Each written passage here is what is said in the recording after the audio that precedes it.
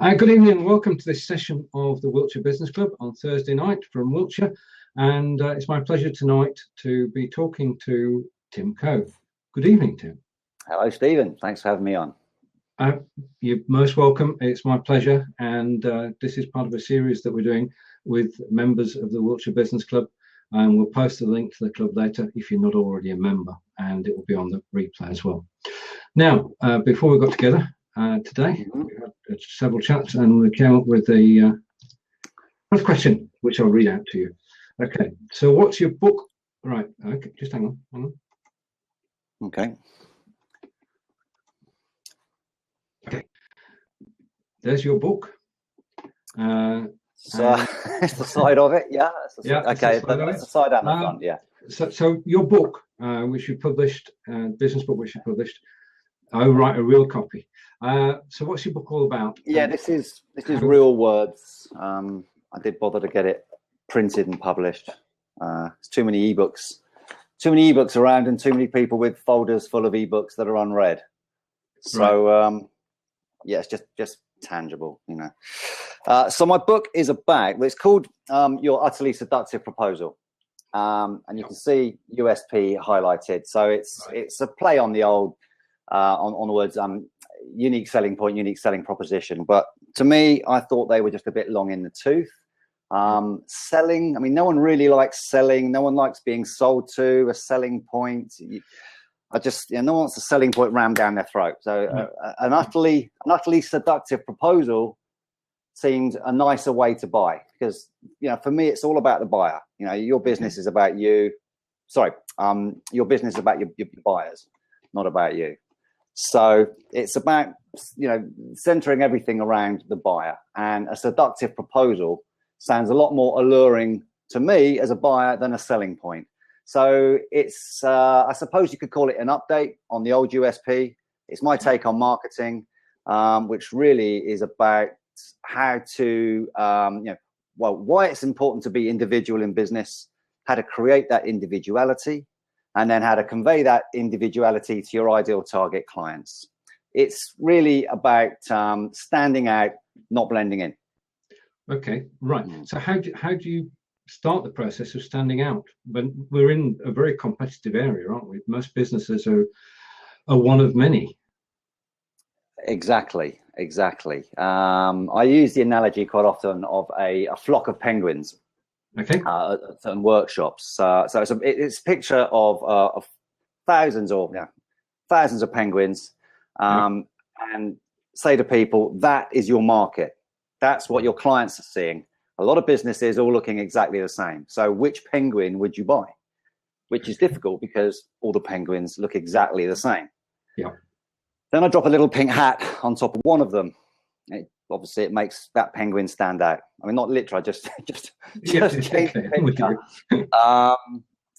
And for whatever reason, that penguin just stands out. Now, it might, you know, under the hat, it might be exactly the same as all the other penguins, but you've noticed it. Yeah. You're going to remember it. You might even talk about it and tell somebody. So that penguin stands out. And, you know, for me, as I've said before, business is about standing out, not blending in. So if you're one in a sea of whatever industry you're in, you know, you need to stand out and get attention for your business. So, you know, there's many ways of doing that, but it's, you know, it's all about getting remembered. Right. Okay. So is that a process? Yeah, exactly. I mean, the central part of this book is a 5-step USP process. Okay. So the upshot of it, Stephen, is a 15 to 20 word phrase. It's what, as I say, the what I call an utterly seductive proposal. What is that? So that's a 15 to 20 word phrase that powerfully conveys why your ideal target client should do business with you over any of your competition, and not just that, any other choice they have. Because unless it's a legality or something that you really have to buy, like car insurance or tires, you can just leave it and walk away. I often use the example of female shoe buying. Okay. You know, females buy a lot of shoes. Men generally don't have anywhere near as many shoes. Now, this always gets the ladies in the room saying, "Oh, we need our shoes. Of course, we need our shoes." But you know, it wouldn't kill you to have one pair of shoes. You know, most guys have a black pair, a brown pair of trainers, maybe some flip-flops and some wellies. Indeed. Yeah. And you've got a big choice. Okay. Some have a few more. Whereas women have different shoes for every outfit, or maybe 5 shoes per outfit. But it's it's just a way. I mean, it's because they want them. It's because they want them. Right. So it's. So what? I've forgotten the point we were talking about there. The process. The process, yeah. It was a process for coming up with it. Yeah. So, it's generally about, we start with the ideal target client. Who are you actually trying to do business with? Because you can't please all the people all the time.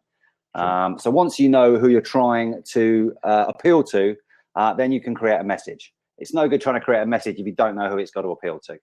If you're selling an app, an iPhone app to 18-year-olds, or you're selling caravan trips for the over 80s, it's a completely different message and a completely different way of going about things. It used to be called a profiling, didn't it? Or an avatar these days. Your ideal client. Sorry? A picture of your ideal client. Exactly. If you can picture the age, sex, address, car he drives, football club he supports, what he does at the weekend, is he married, what's his job, what's his income, all that type of thing, and a typical client, then because you're marketing, when you're marketing, you're only actually, ideally, you're selling to one person, and one person only, your ideal target client. Forget everybody else, because he's the one that's going to value what you do the most. So obviously in business, when you're selling B2B, it's an ideal target client business. Yes. But again, it could be somebody in that business. If you're selling to an IT manager of the business, if you're selling an IT service. So sometimes it's a business, sometimes it's a person in the business, and sometimes it's an individual if it's a business to consumer type product. Yeah. So if you once you've identified your ideal client customers, then you build your marketing around that. Yeah, exactly. I have a series of questions. I mean, exactly, you build the marketing around that, but to me, the main thing of marketing, it's the words, it's the message. So what are we going to say? You see people spending weeks or years, even I've seen in some cases years, people build a website for. But let's just say a couple of months. People build a website for a couple of months. Yeah. But what they're really doing is designing it and getting it to look right. And I don't know about you, but I think most people have heard of examples where a website is delayed because the copy hasn't been written and the words tend to be an afterthought. Yeah. And they go on at the end. Well, to me, the words are the most important thing because they carry the message. And the message dictates how people feel and what they're going to do. Yeah. So a beautiful looking website is no good without the right words. I don't believe so. And it depends. It depends. I mean, it's obviously, if you're selling photography, if you're selling art, if you're selling graphic design, if you're selling videos, your work speaks for itself if it's a visual thing. Maybe if you're selling flower displays. But if you're selling a business service that needs explaining, people haven't got long. You need to get your message across quickly, succinctly, to the point, and with value. And you need to make it different to other people. It needs to be powerful. It needs to give people reassurance. It needs to differentiate yourself and your products. It maybe needs to give a guarantee. Maybe there's lots of things it needs to do in the shortest possible amount of words. Right. We need a lot of boxes ticked before we generally buy something, don't we? Unless we're in a rush or it's a $1.99 eBay purchase. So right, and we have the next question, which I'm going to bring out now. Okay. We might have covered a bit, which is what's the best way to stand out in business? I think the best way to stand out in business is to have something that nobody else has got. Okay. So, so people should ask themselves, what is it that I can only buy from you and I can't get anywhere else? Right. What have you got that nobody else has got? It could be a skill, it could be a product, it could be a way of delivering something, it could be a guarantee, it could be an innovation, a superior technical advantage. Yeah. It could be a color, it could be how long something lasts, but something unique. Because if you haven't got anything unique, if I've got these are brilliant, these X Mini speakers. Okay, yep. Have you got any of these? Fold down, they're so loud and they spring up, they plug into your computer, but some of them come as a pair. So if I want to buy one of these, from over here and somebody else has got exactly the same thing over here, then it's a price war, isn't it? A bit like if you're buying a car. Yeah. You know, you can trade the dealers off against each other. But you know, if one of these has got an extra switch that does something, or a light comes up on the top, whatever, it's you know, then they can't get it somewhere else, which is the same. You know, the example I always use is Apple. You know, they sell computers for about 4 times what everybody else does, price wise. Premium products. They still sell them because you can't get it anywhere else, can you? No, that's true. That's true. I mean, ever since they started making computers, their design has been, it's Apple. You know, it's an Apple product. You just need to look at it. Yeah. You know, and it's built on quality as well, isn't it? Yeah, they've got a great reputation. I mean, I don't know what you're using for this, but I'm using a MacBook Pro. Right. Okay. I've got a PC here, which I use as well. Okay. But I end up screaming at it because Outlook doesn't respond. It's just one thing after another with PCs. But it's good to have both. There's room in the world for both PCs and Macs, so there's no problem there. There is. Nice to have both. Yeah, indeed. I mean, it is getting a something that identifies you and separates you from the rest, like putting the pink hat on. The rest of the world is important. Exactly. You know, because I think, to me, marketing, it's about, I mean, there's many definitions of marketing, but one definition I've come up with, it's about creating conversations between, creating conversations out there in the world where the result of those conversations is people saying, I want some of that being your product or service. Indeed. So if people are talking about you, they've got to remember you. And if they're going to remember you, you've got to have something distinctive. And to create distinction, you need to have something unique. So it all starts, for me, it all starts with having something that nobody else has got, or creating something that nobody else has got. You could be cutting lawns, but the way you deliver your service, you know, there's loads of things you can do with a service to tweak it and make it different to what everybody else is doing. And it's only got to be a bit better. Right. And then that's enough for it to be the best. Okay. I understand. And, okay. Right. Now, I'm sat here as a businessman.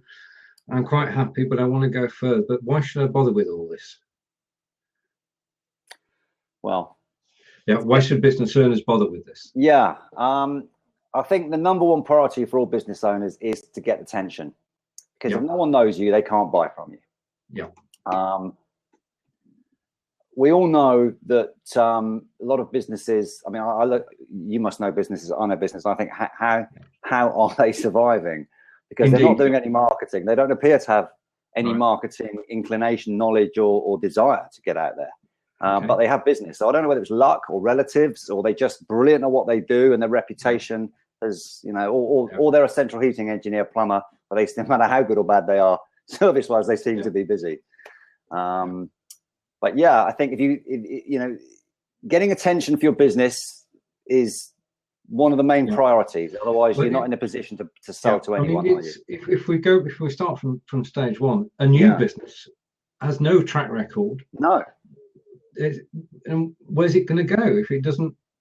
Exactly. You can spend you can spend a fortune on advertising, but you know as well as me that you believe advertising less and less as the years go by. I mean, I used to advertise in Yellow Pages with my first business, which was mobile car valeting, which I started in '88, sold that in '98. Well, sorry, my second business. Right. But it was Yellow Pages. I used to get about 5 calls a day from Yellow Pages. But I haven't used Yellow Pages. I don't remember the last time I used it. I looked in there for fun, but it used to be this thick. Yeah, indeed, it did. It was the trade directory and the public directory. And here we go. Actually, I've got one here. Oh, right. Okay. It's in a stack of books over there for fun almost. It's not even the full size, but look how thin that is. Indeed, I mean, it used to be that size, didn't it? It was pretty thick, and that used to be the way we used to do things. But it's colour, I suppose. I don't remember it being colour. It was all yellow and black before. Yeah. So look what I've opened it on. Plumbers. That was purely by chance. Indeed. But I mean, you could argue it's easier to stand out in a publication where there's less people advertising, but I don't know. I'll be honest here, we get our Yellow Pages and quick cursory glance, and then it goes into recycling. Yeah. It's a waste of paper, waste of delivery.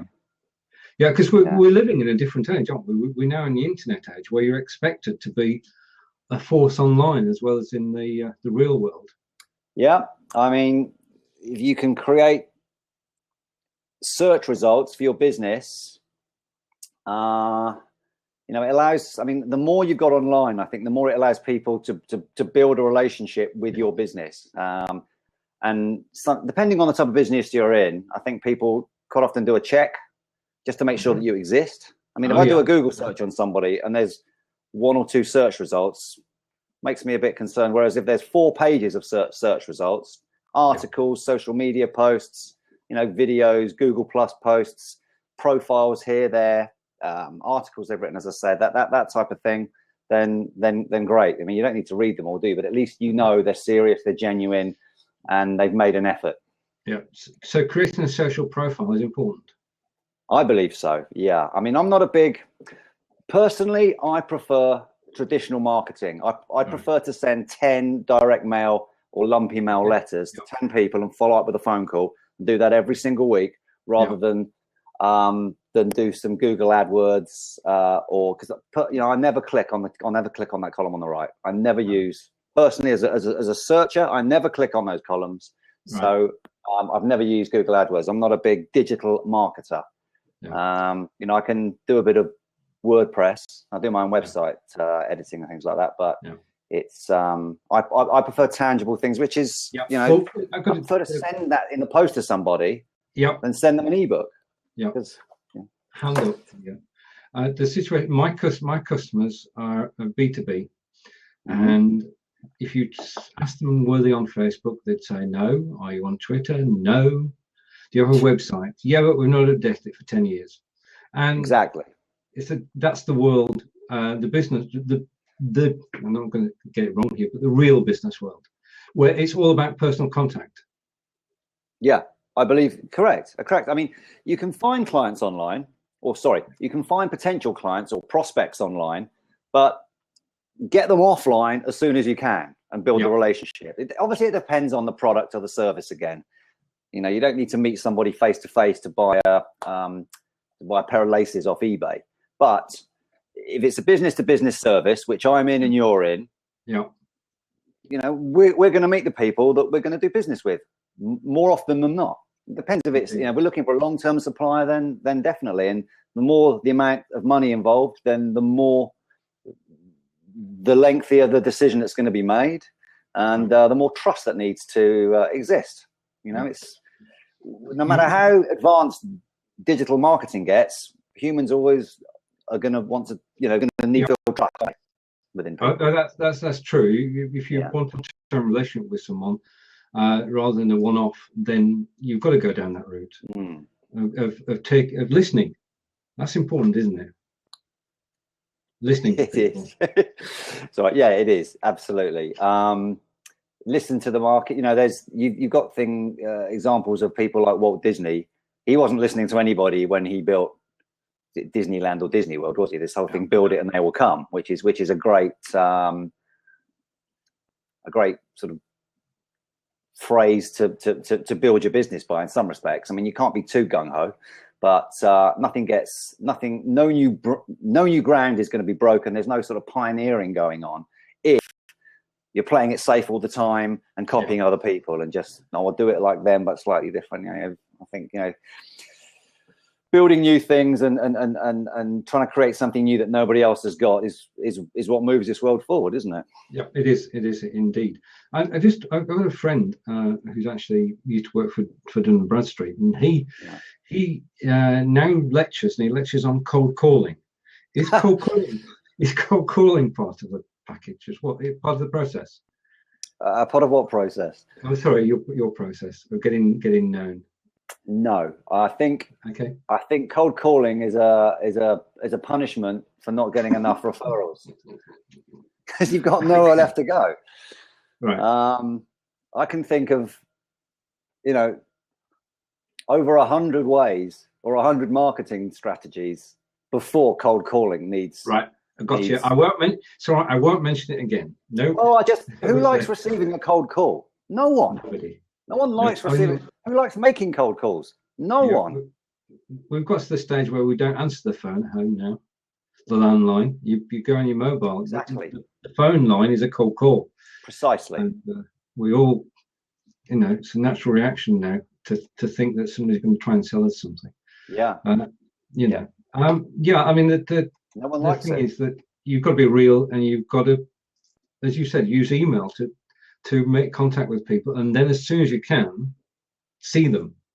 Yeah, exactly. I like to space out within reason. Say you and I are having a phone call and we agree to meet. Yeah. We could meet tomorrow, or we could meet next week. Okay. But if it's next week, it would give me time to build the relationship up before we meet. So I might send you something in the post. I might connect with you on LinkedIn, social, Twitter, Facebook, Pinterest, wherever you are. I might, this is going back to searching and Googling you and finding out where you are. Connect with you online, interact with you online, maybe send you a few things online, comment on some of your stuff, send you something in the post, maybe text you, maybe ring you, whatever. Send you guide you towards maybe some of my stuff, so that by the time we meet, we're so much further forward. Yes, right. Okay, that's good advice. Because some people just make the phone call and then just turn up. See you next week. Yeah, It's a waste. Yeah, I mean, I think you can turn up next week and have made a statement about yourself, your business, and the sort of person that you are. And quite often, when I'm doing a sales process for clients, that is towards the start. Once you've got attention and got the sales inquiry, then there's obviously speaking to them on the phone and arranging, if it's a business-to-business service, which is what I normally deal with, arranging that first meeting. But I always try and say, look, try and space it about 5 working days away, so you've got some space and some time to do some stuff, to build the relationship before you turn up. So then it's going to make for a much better meeting as well. Indeed. Yeah. Right. Okay. Is there anything that you feel you want to cover that I've not asked you about yet? Well, it's a massive subject. So, I mean, I just think people should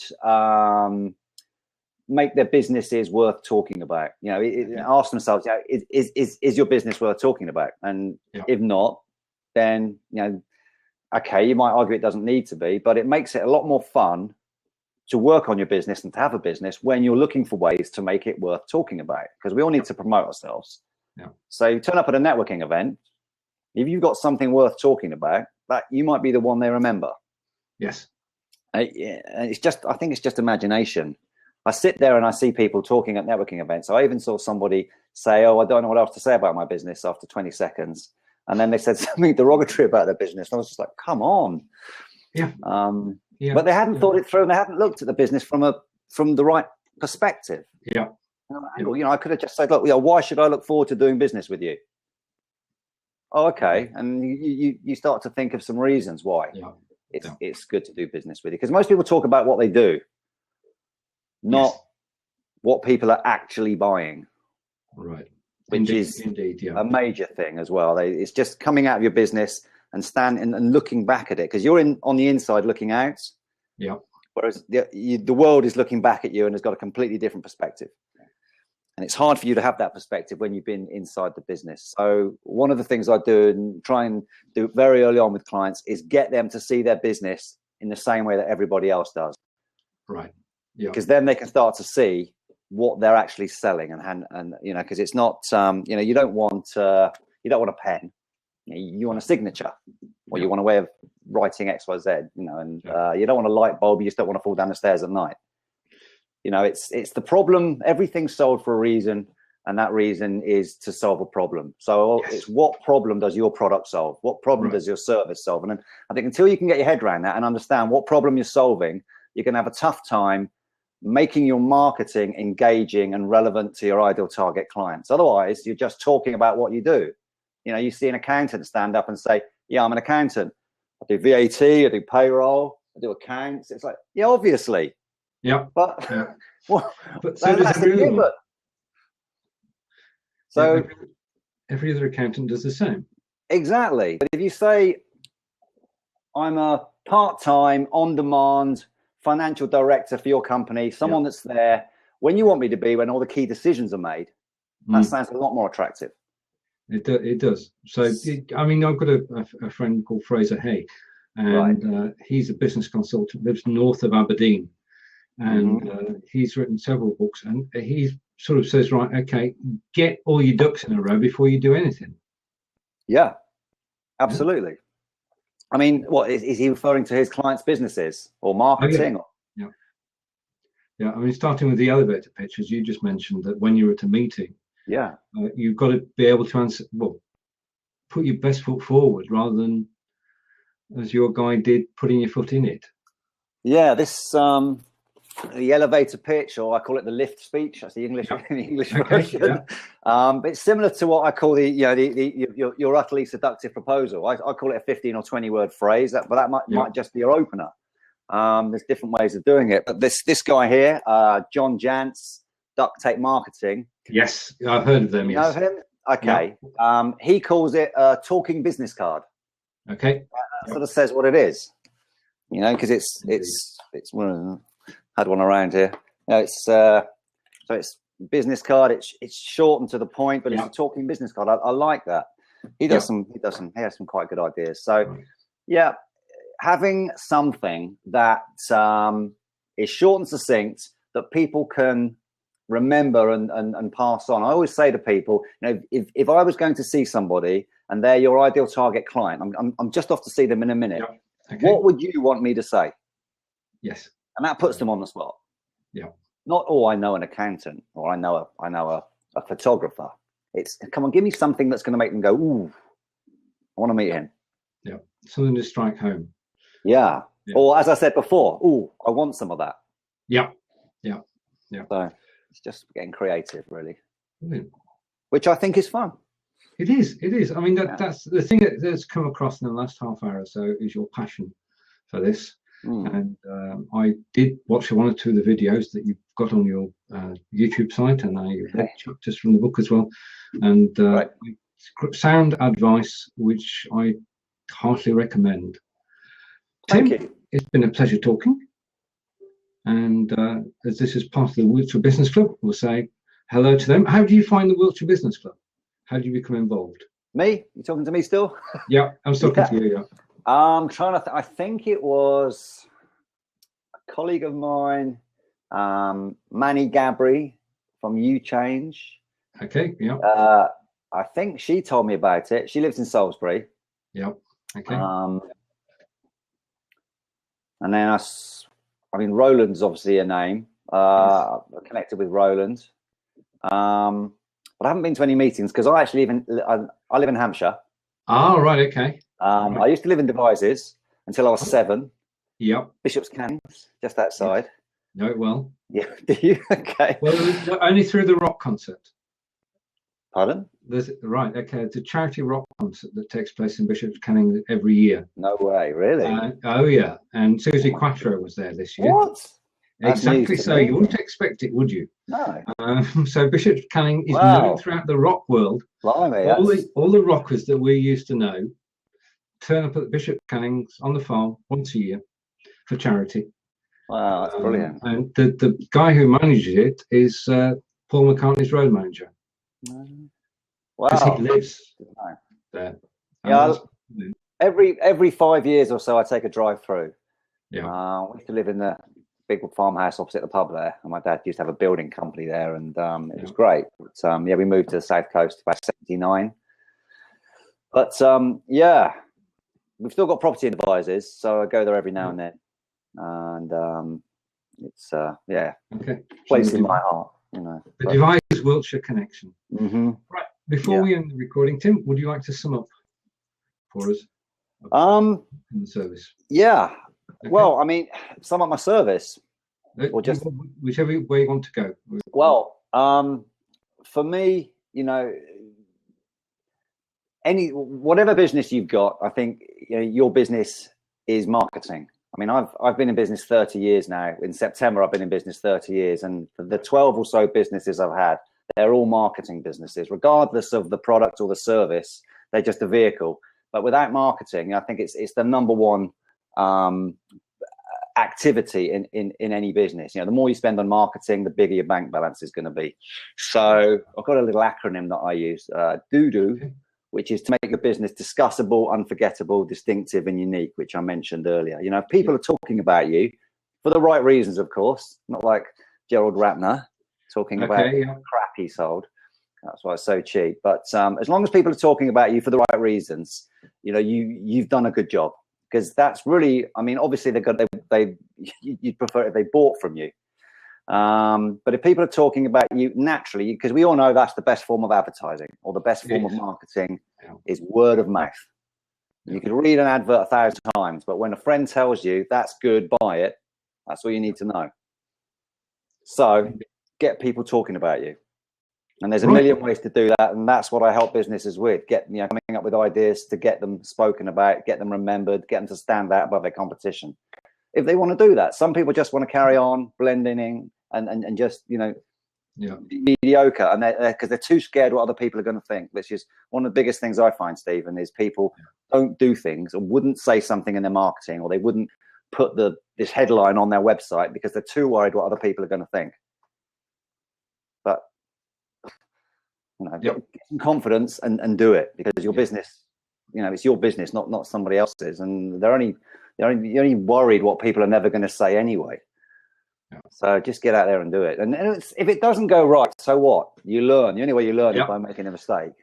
Indeed. So, there are no rules in marketing, I don't think. Just do it. No, it's just working your way towards standing out and being the penguin with the pink hat on. Exactly. The way to go. Yeah, just imagine your customers are saying, which penguin should I buy? And be the penguin with the pink hat. Yep, indeed. It's been a pleasure, Tim. Thank you. And thank you to everybody who's watching live, who will see the replays on YouTube and Facebook. And we're going to stop recording now. Okay, that's the book. Okay. Yeah, we've got that on camera. And I'm going to stop the recording now.